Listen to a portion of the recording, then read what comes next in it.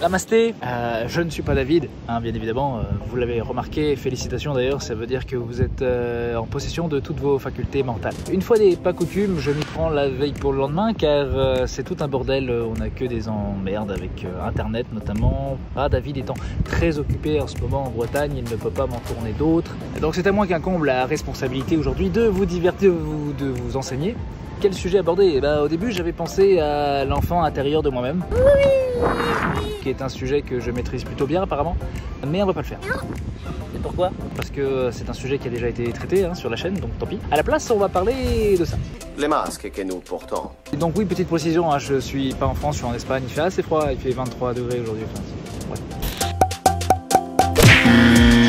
Et là je vais retourner au studio parce que tendre le bras comme ça pendant une heure, ça va me faire, c'est pas bien, et donc voilà. On va changer de cadre et puis on va commencer direct.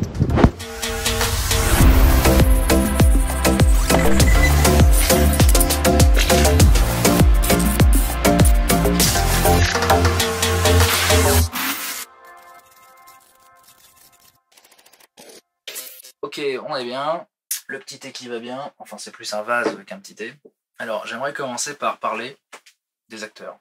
Il y a deux grandes catégories d'acteurs, on va dire qu'il y a les acteurs normaux, qui restent dans leur zone de confort et qui font ce que leur demande de faire et qui ont leur façon de jouer. Voilà, par exemple Ryan Reynolds, pour le premier qui me vient à l'esprit, tous ces derniers films, c'est le même jeu d'acteur.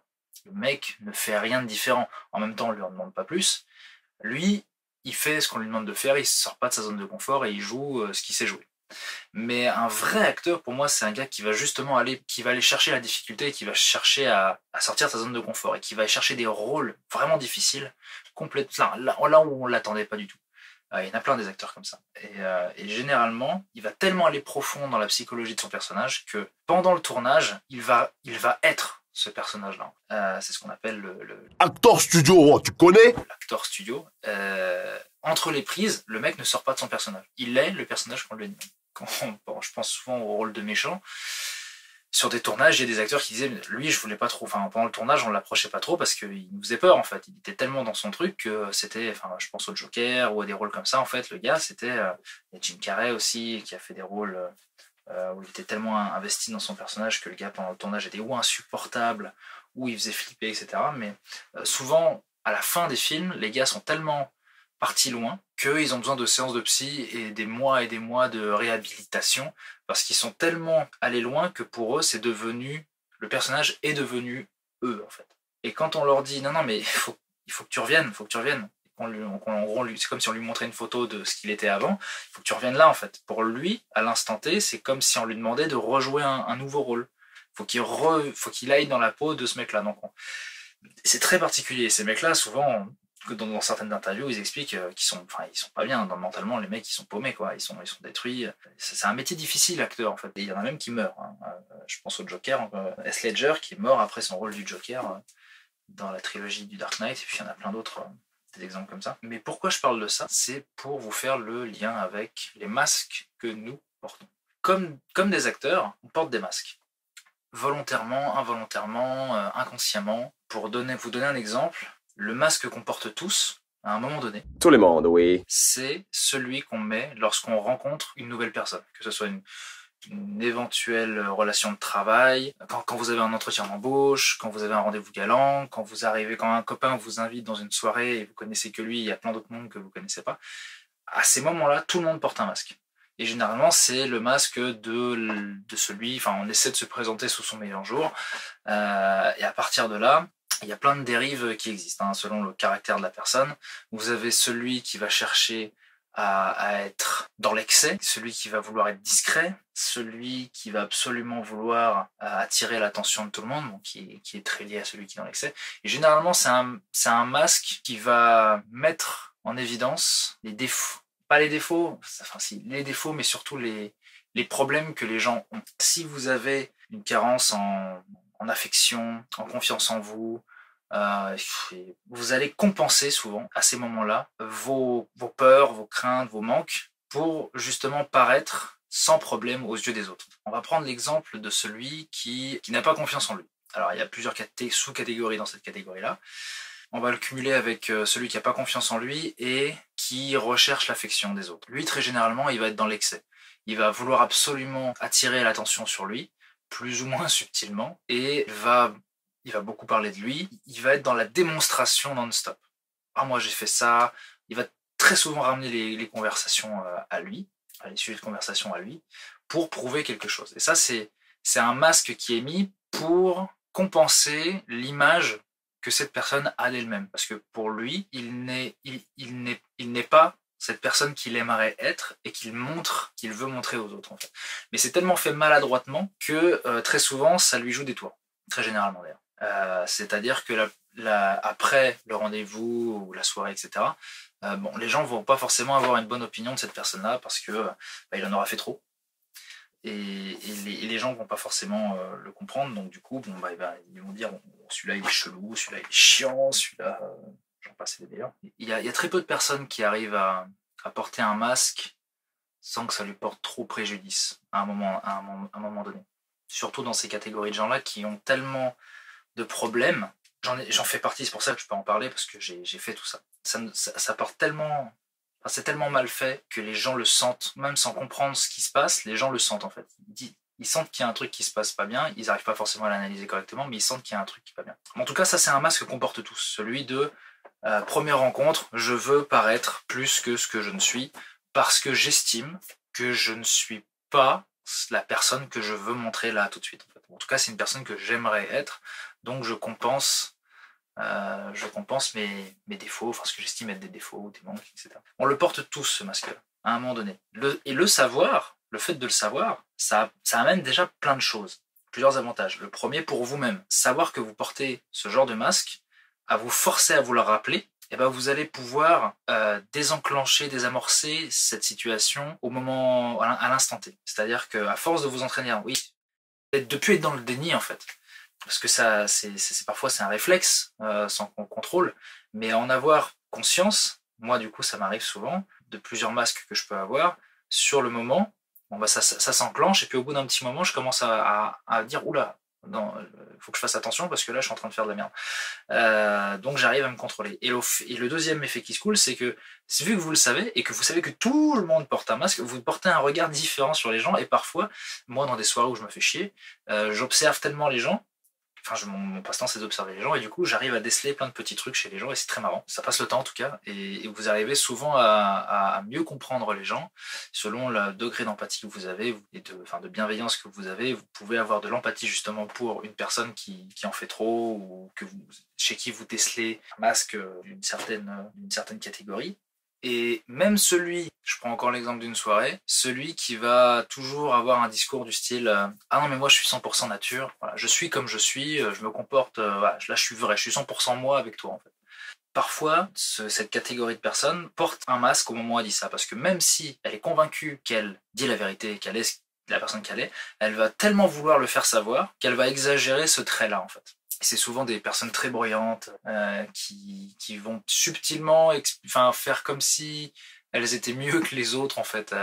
J'ai pas un exemple de dialogue là qui me vient, mais c'est des personnes qui vont bien vouloir faire comprendre à tout le monde qu'elles sont différentes par rapport à vous. Vous faites semblant alors que moi non. Ça aussi c'est un masque. Après il y a des gens qui ont eu des traumatismes. Après il y a une catégorie de gens dont j'ai fait partie, je fais encore peut-être un peu partie à certains moments, qui ont eu à un moment donné des traumatismes ou des peurs et des manques tellement forts qu'ils ont créé des masques. Et c'est là où je fais le parallèle avec ce que j'ai dit au début par rapport aux acteurs. Ce sont des masques qu'ils ont mis tellement longtemps, où ils se sont tellement investis dans la psychologie de ces masques-là, que c'est devenu une partie d'eux-mêmes. C'est des masques qu'ils n'arrivent plus à enlever, ils sont là. C'est presque devenu eux en fait. Et ces masques-là, très souvent, vous pourrissent la vie. Vous pourrissent la vie parce qu'ils sont là, alors surtout si vous les traînez comme moi depuis des années. Alors moi j'ai réussi à en gratter pas mal. Il en reste peut-être 2-3 petits bouts par-ci par-là, mais j'en ai enlevé la plupart, le plus gros. Vous les traînez depuis tellement longtemps, ça a tellement fait partie de vous, vous vous êtes tellement menti, vous êtes tellement raconté l'histoire en fait dans votre tête qu'elle est devenue vraie, que du coup quand vous la racontez aux gens, quand vous vous montrez au regard des autres, les gens ne perçoivent pas que vous portez ce masque-là en général, mais souvent des personnes sentent qu'il y a un truc bizarre en fait, mais ça vous porte tellement, ça vous pourrit la vie. Pourquoi? Parce que dès le moment où vous en avez conscience, moi c'est ce qui m'est arrivé, je vais vous donner l'exemple. C'est quoi ce masque que je portais qui me faisait chier? C'était le masque du manque d'affection, le masque du, enfin, le manque, la peur du rejet, vouloir se faire accepter à tout prix et prouver que j'étais quelqu'un de bien ou que je savais faire des choses. Et ces peurs-là étaient tellement ancrées, étaient tellement, c'était quasiment viscéral, que lorsque j'étais en société et que je mettais ce masque-là, plein de gens, proches en général, mais beaucoup de gens me faisaient la réflexion, où j'entendais des personnes qui venaient me rapporter qu'un tel ou un tel a dit ça, en mode mais pourquoi tu fais ça? Les gens me disaient mais pourquoi t'es comme ça? Pourquoi tu fais ça? Pourquoi tu dis ça? C'est très bizarre en fait. Pourquoi tu te vantes? Pourquoi tu cherches à prouver des choses? Parce que vu que c'était quelque chose de tellement important pour moi et c'était une douleur tellement forte que je voulais absolument prouver, mais du coup je faisais et disais des choses de la manière, d'une très mauvaise manière, ce qui du coup me portait préjudice. Là où moi j'essayais de me vendre, de me montrer sous mon meilleur jour, eh bien je le faisais tellement mal que les gens le percevaient et du coup comprenaient l'inverse. Enfin, pas comprenaient l'inverse, mais comprenaient de travers ce que je cherchais à faire. Du style, bon voilà, lui il se la pète, lui il se vante, lui il se la raconte, il se sent pupissé, voilà quoi. Moi je. Ça, voilà, je pense tout se fait à un moment donné. Et du coup, c'est un masque qui était tellement ancré en moi que même en entendant tout ça, tous ces retours, toutes ces critiques pendant des années, il voulait pas partir en fait. C'était plus fort que moi. Parce que parfois, ça renforçait même le fait d'entendre ça à une certaine époque. Du coup, je sentais du rejet. Du coup, ça a augmenté mes craintes, ça a augmenté mon dégoût de moi-même. Non, c'est pas le bon terme, mais ça me renforçait dans mes peurs et tout ça. Du coup, il voulait vraiment pas partir ce masque. Je pourrais pas vous dire à quel moment j'ai eu ce lâcher prise pour dire ah, c'est bon, ça me saoule. J'ai quand même malgré tout des résidus de ça en fait. Il y a souvent des fois où dans certaines configurations il revient. Mais puisque j'en ai conscience et que j'ai arrêté de mettre du déni là-dessus, je m'en rends compte. Parfois il est un peu trop tard ou pas trop, mais du coup j'ai enclenché déjà le processus et il y a le fameux bouton de bypass, tu vois, hop, tout s'arrête. Je sors de mon corps. Et je regarde la situation et je réentends ce que j'ai dit ou fait. Et si j'avais vraiment un corps physique qui se détachait de moi, à ce moment-là, j'aurais envie de me mettre des tartes dans la gueule en fait. Arrête de faire ça, putain. Mais par contre, voilà, ça m'aide. Le fait d'en avoir conscience, et souvent j'arrive à désamorcer ce genre de situation et de rattraper un petit peu le coup. Et ça, par contre, justement, le fait d'avoir conscience qu'on porte des masques, qu'on porte tous à notre niveau, en fait. Chaque personne que vous aurez en face de vous a un masque, quel qu'il soit. C'est à vous de chercher à savoir ce que c'est. Mais ayez conscience que tout le monde a un masque et vous verrez, en fait, vous regardez des fois les gens un petit peu différemment. Le plus important étant, quasiment tous, la première fois qu'on rencontre quelqu'un, la personne en face de vous, comme vous, spontanément va avoir tendance à vouloir se vendre, à vouloir paraître un petit peu mieux que ce qu'elle est en vrai. C'est pour ça qu'il faut toujours prendre, pas à 100%, ce que les gens vous disent la première fois. On a tous tendance à embellir un petit peu la vérité. Donc moi c'est une erreur que j'ai fait trop souvent en fait. J'ai trop fait confiance aux gens à 100%, des personnes que je rencontrais, qui avaient ou une réputation, qui étaient connues, ou qui avaient un pouvoir par rapport à leur secteur d'activité, etc. Et que j'étais fier et heureux de pouvoir rencontrer. Genre, ah, putain, je suis avec lui, etc. Ou tiens, je te connais pas, et puis j'écoute le gars parler, il me raconte sa vie, ah la vache, t'as fait tout ça, c'est super intéressant. Donc du coup, ah la vache, t'as l'air mieux que moi. Enfin, une grosse erreur, personne n'est mieux que personne en fait. Là où une personne a des qualités que vous aimeriez avoir, vous en avez que lui aimerait avoir en fait. C'est une balance comme ça. Et du coup, je prends tout ce que cette personne-là me dit tel quel, et avec le temps, si ce sont des personnes que je fréquente de plus en plus, je découvre au fur et à mesure que finalement, non, en fait, la personne, ce qu'elle m'a dit la première fois que j'ai enregistré comme acquis, finalement, non, c'est pas vrai, en fait. Donc j'ai beaucoup eu de désillusions par rapport à ça, ça aussi était une leçon de vie, que tout le monde porte un masque, il faut pas en avoir honte, en fait. Pareil, parce que j'ai eu conscience que je portais des masques assez tôt, je me mettais dans le déni, je me cachais, je le cachais aux autres, en mode, non, c'est moi qui ai un problème, je suis le seul à faire ça, etc. Puis non, au fur et à mesure, on arrête d'être dans le déni, puis on découvre que non, tout le monde a un masque. Et c'est très intéressant, je vous dis, essayez de faire le test un jour, pensez-y, regardez, observez les gens autour de vous, quand vous êtes à un meeting, ou un rendez-vous, que ce soit juste avec une personne ou plusieurs, écoutez, observez, etc. Il y a aussi le discours non verbal qui donne des indices sur les masques des gens. Je sais pas si, vous devez tous plus ou moins avoir entendu ce terme, discours non verbal, donc vous voyez ce que je viens de faire là, ça c'est un discours non verbal. parce que j'étais en train de chercher quoi dire. Parce que là, vu que j'ai rien préparé, j'y vais comme ça spontanément. Donc là, j'étais en situation j'étais pas confortable, j'étais pas en situation de maîtrise. Donc ça, c'est des petits tics comme ça, où on se touche la nuque, enfin il y a c'est très intéressant. Et ça montre, par exemple là en gros, si je devais vous dire le masque que je porte là, c'est le masque de la personne qui, alors grâce au montage en plus, ça va être le masque de la personne qui maîtrise son sujet, qui maîtrise la situation. En l'occurrence, pas du tout, là je suis complètement 100% à l'arrache. Je maîtrise que dalle. Voilà, je fais plusieurs prises, je réfléchis à ce que je vais dire, c'est pas du live. Donc le montage est là aussi pour vous montrer un produit final qui permet de montrer l'illusion de la maîtrise. Là, c'était pas un truc non verbal, c'était quelque chose qui me chatouillait. C'est dommage parce que c'est un sujet que j'aime bien. Et voilà, c'est un sujet très, très intéressant. Et j'aurais dû, si j'avais eu le temps, je vous aurais écrit plein d'exemples de situations concrètes. Il y a une catégorie de masques aussi qui peut vous pourrir la vie parce que c'est devenu une seconde nature. Et vous n'avez pas forcément à la maîtriser. Moi, je suis devenu spécialiste. Le meilleur masque que j'ai, celui que je maîtrise le mieux, c'est le masque du gentil, naïf, débile. Je vais dire un petit peu niais, mais j'arrive pas à trouver le gentil, voilà. Le gentil niais, en fait. Ah bon? Ah bah je savais pas. Enfin, vous faites une connerie. Vous faites une connerie et excuse-moi, je savais pas, en fait. Enfin, et vous faites comprendre que vous allez faire croire à la personne que vous n'avez pas fait exprès, ou que vous savez pas que vous avez fait une connerie. Ou le gentillet qui va du coup faire exprès de se rabaisser ou de laisser une personne de caractère qui aime être supérieure ou se sentir supérieure aux autres. Voilà, c'est le gentillet qui va faire exprès de faire plaisir à ce mec-là et de se mettre un petit peu en dessous de lui et lui donner l'illusion qu'il a l'avantage sur vous. Alors ça aide par contre dans les cas de figure où vous cherchez à savoir si la personne en face de vous va vous utiliser, va vous nuire, est intelligente, etc. ou pas en fait. Dans les cas où j'ai senti qu'une personne voulait m'exploiter, m'utiliser, moi je l'ai laissé croire qu'elle me contrôlait pour que moi à mon tour je l'utilise. Alors ça c'est un petit peu filou, mais je maîtrise tellement bien ce truc là aujourd'hui que des fois ça me sert, très souvent d'ailleurs. Mais par contre, là où ça me joue des tours, c'est que je le fais même à des moments où ça n'a pas lieu d'être. Le côté où je me rabaisse, où je me sabote.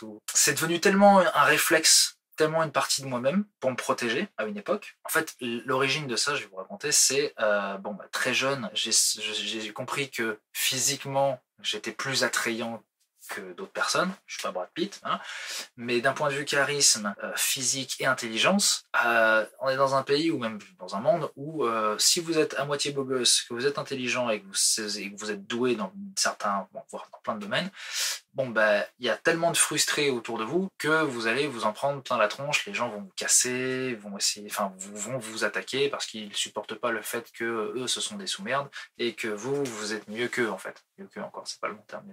Vous avez compris le truc. Et vu que gamin, enfin même aujourd'hui, je suis quelqu'un de très sensible à ce genre de comportement, parce que je ne comprends pas pourquoi les gens sont méchants, et très rapidement, j'ai mis en place un système où je coupais l'herbe sous le pied des gens qui allaient m'agresser verbalement, me vanner, me faire des blagues de mauvais goût, etc. Donc j'ai appris à... Par exemple, il va y avoir une situation, et je sais que la personne va me dire un truc méchant, je vais le dire avant lui. Comme ça lui coupe l'herbe sous le pied. Je me le suis dit à moi-même et ça me fait moins mal que si lui me l'avait dit en fait.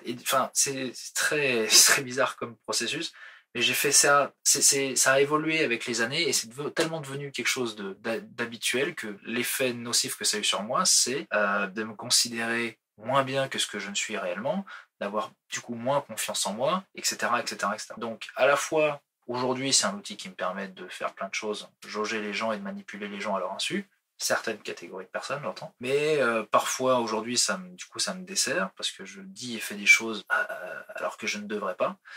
Mais avant, oui, ça m'a clairement joué des tours, parce que ça m'a formaté le cerveau, t'es un moins que rien, etc. etc. Ça, c'est un masque dangereux. Mais il a tellement été... Je me suis tellement investi dedans que c'est devenu une partie de moi, c'est naturel. Je ne réfléchis même pas, je ne me force pas à le faire. Il y a aussi la catégorie des gens qui portent des masques d'agressivité, qui en fait ne le sont pas du tout. Ils sont agressifs parce que parfois ce sont des personnes qui ont peur du rejet, qui ont peur de ou qui ont été rejetés toute leur vie, ou qui n'estiment pas mériter l'amour ou l'affection de certaines personnes, donc dans leur esprit, ils préfèrent être agressifs. Enfin, c'est tout un bordel psychologique. Là, j'ai pas envie de développer ça, parce que je suis pas psychologue déjà d'une, je suis pas psychiatre, mais c'est des comportements d'autodestruction. Et c'est un masque qu'ils se mettent à la base pour certains pour se protéger du rejet, en rejetant d'abord les autres, en éloignant les autres, et souvent c'est aussi de l'agressivité par peur d'avoir aussi de l'agressivité. Ils veulent être le premier agressif par rapport à l'éventuelle agressivité qu'ils pourraient recevoir. Il y a souvent des gens qui sont colériques, agressifs, et c'est un masque de protection. Il faut savoir déceler ça chez les gens, parce qu'on n'est pas tous le réflexe empathique de creuser, d'aller plus loin en fait de ce qu'on voit au premier abord chez les personnes. Et souvent, en creusant un petit peu, on peut découvrir des personnes géniales, et on peut leur tenir un discours qui va les apaiser, et qui du coup, si on casse cette barrière-là chez eux, eux vont vous aimer inconditionnellement, parce que vous allez presque être une des rares personnes, ou faire partie des rares personnes qui auront fait cet effort-là, et ils vont l'apprécier. Et du coup, ils se comporteront complètement différemment avec vous. Ils se comporteront comme eux, ils sont vraiment derrière ce masque d'agressivité. En fait. Les masques n'existent que lorsqu'on est dans le déni. Les masques ne sont là que si on se ment à nous-mêmes. Parfois, ils sont utiles. Je pense notamment à des aspects professionnels. Moi, j'ai beaucoup porté de masques de confiance en moi dans mon discours de vente. Je me rappelle, j'ai décroché des jobs et des contrats, parfois sur des trucs que je ne maîtrisais pas du tout. Parce que je me suis entraîné, parce que ma personnalité me permet de faire ça. Dans mon discours, si j'ai un objectif, j'arrive à convaincre les gens que je sais de quoi je parle. Et du coup, j'arrive à décrocher un travail, j'arrive à décrocher le job en fait. Et parfois, j'ai décroché plein de boulots que je ne savais pas du tout faire le job, mais parce que j'en avais besoin, et ben j'ai convaincu la personne que ouais, il n'y a pas de souci, et je l'ai eu, et j'ai fait le job. Voilà, ça c'est un avantage parce que ça fait de mal à personne. Mais pour résumer, voilà, on porte tous des masques. Le premier masque que absolument tout le monde porte, c'est celui à la première rencontre, un premier rendez-vous, quel qu'il soit avec n'importe qui, que ce soit galant, professionnel, amical, tout le monde porte un masque à un degré plus ou moins élevé de mytho. Ça c'est sûr et certain. On cherche à être sous son meilleur jour. Il y a les masques qui veulent absolument, qui sont là pour combler un manque affectif, un manque de confiance, des craintes, des peurs, quelles qu'elles soient.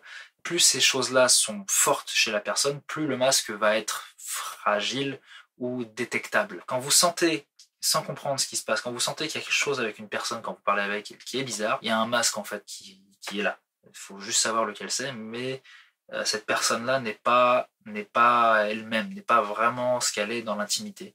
Et arrêtez de mettre du déni sur les vôtres et sur le fait que les gens en ont, et commencez à observer un petit peu le monde différemment par rapport à ça.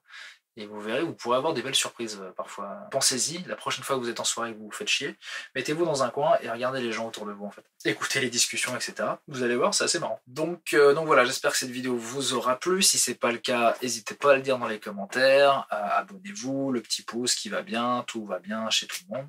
N'hésitez pas en tout cas dans les commentaires négatifs si vous n'avez pas aimé, ou racontez vos histoires, racontez les masques que vous-même vous portez. C'est toujours intéressant à lire pour tout le monde. Et puis ça peut peut-être aider des gens aussi. Donc voilà, écoutez, à bientôt pour une éventuelle vidéo bonus. Et puis je vous dis, portez-vous bien et à très vite. Ciao.